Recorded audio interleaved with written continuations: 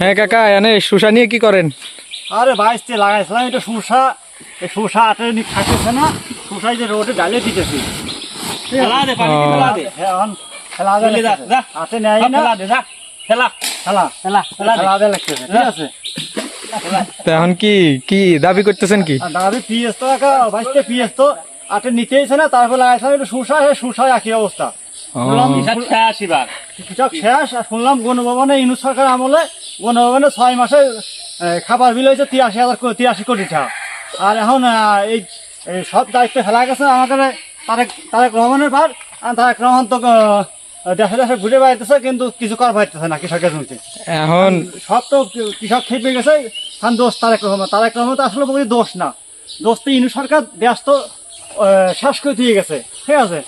আর Swiss ব্যাংকে শুনতেছি এখন খালি বাংলাদেশের অর্থ জমা হইতেছে, বাংলাদেশের টাকা খালি সুইস ব্যাংকে খালি জমা হইতেছে, ঠিক আছে।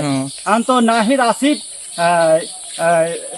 নাসিরুদ্দিন পাটোয়ারি ইয়া তো ডিগডিগি বাজাইতেছে, ঠিক আছে, ডিগডিগি বাজাইতেছে। এখন কৃষক তো আর অবস্থা খারাপ। তা যে শসা সিজনে তো পরে দিলে মনে হবেন না। না বইয়ে তো বিল হইতেইছে না, ঠিক আটে ব্যান বাড়া হইতেছে না, ভ্যান বাড়াই না। সার ওষুধি সার ওষুধ কীটনাশক দাম কীটনাশক তো কাছে যাওয়া যাচ্ছে না। এক একটা সার এখন 1400 টাকা, আর ডিআইবি এক বস্তা 500টা বস্তায় বাড়তি। কৃষক দে যা ফেলা দে দে ঠিক আছে, এ না আরে শসা আর কই সার